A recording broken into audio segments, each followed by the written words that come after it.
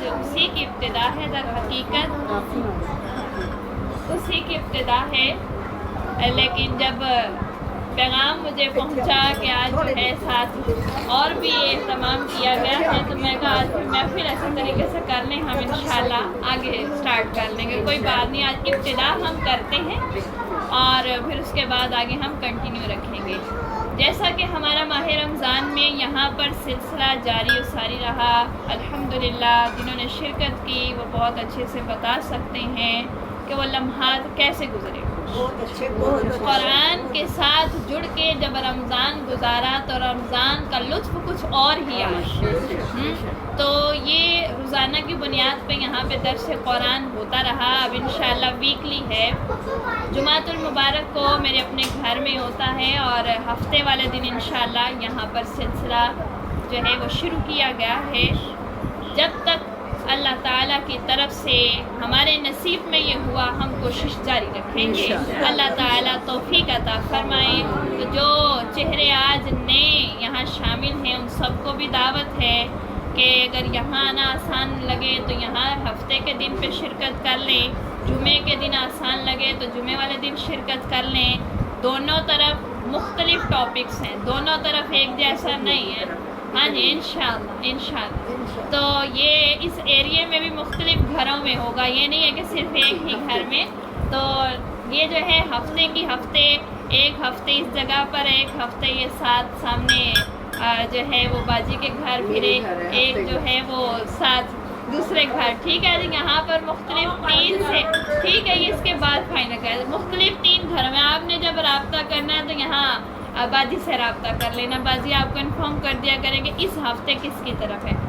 بالکل قریب 2-3 گھر ہر ہفتے ادھر، اور جمعے کے جمعے اپنے گھر میں ہے جو سبزی والی دکان کے قریب ہے۔ تو جس کو جو سہولت ہو، جو دن میسر آئے، جو وقت میسر آئے، ضرور کوشش کریں دین سے جڑنے کی، ضرور کوشش کریں قرآن سے جڑنے کی۔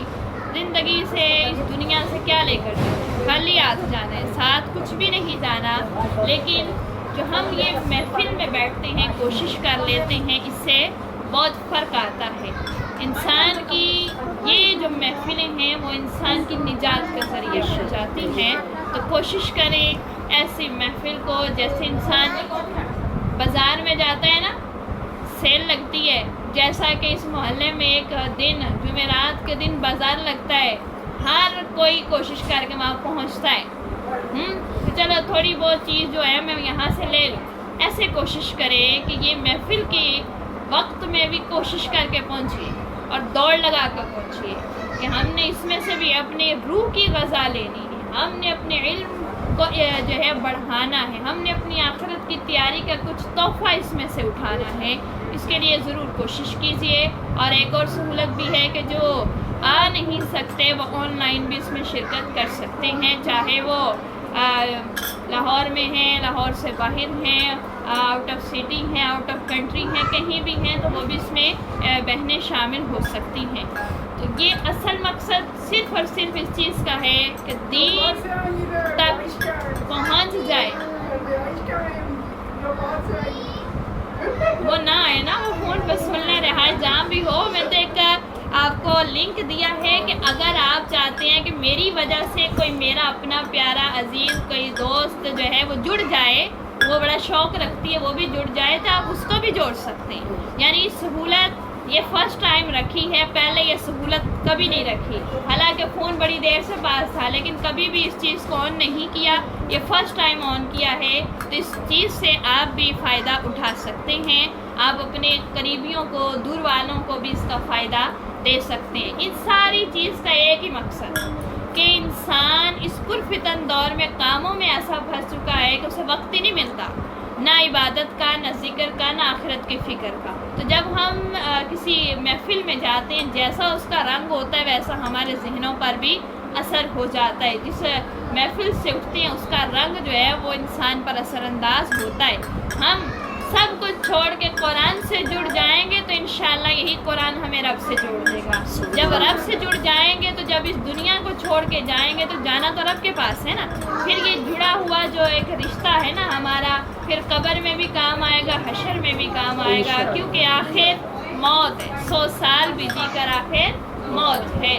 آئیے مل کر محبت کے ساتھ درود پاک پڑھ لیتے ہیں۔ بے شک قرآن میں رب کا اعلان ہے کل نفس ذائقۃ الموت، بے شک ہر جان کو موت کا مزہ چکھنا ہے۔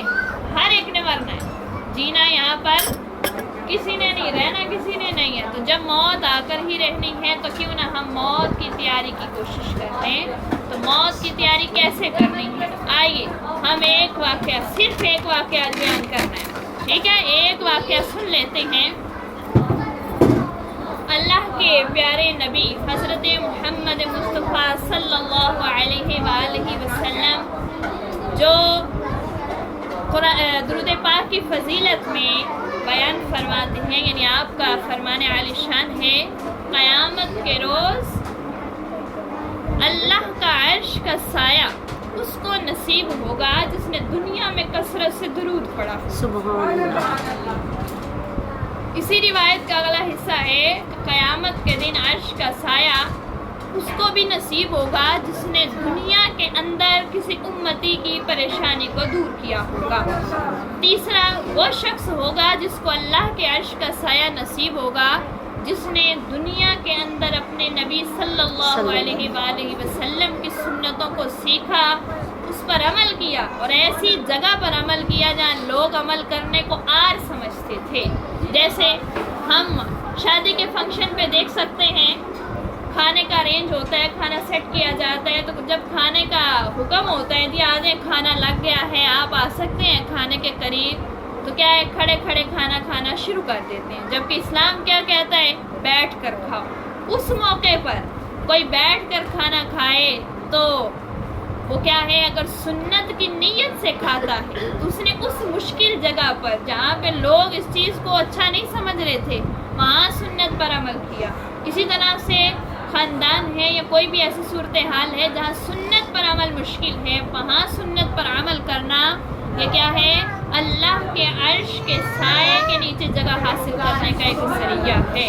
تو اللہ کے عرش کے سائے کے نیچے جسے قیامت کے دن جگہ مل جائے گی اسے بہت بڑا ایک اللہ کی طرف سے انعام ملے گا۔ تو یہ کس کس کو نصیب ہونا ہے؟ ایک جو سنتوں پر عمل کرنے والا ہو، سنتوں کو زندہ کرنے والا ہو، دوسرا امتی کی پریشانی کو دور کرنے والا، تیسرا جو کثرت سے درود پڑھتا ہوگا، جو کیا کرتا ہوگا، کثرت سے درود پڑھتا ہوگا۔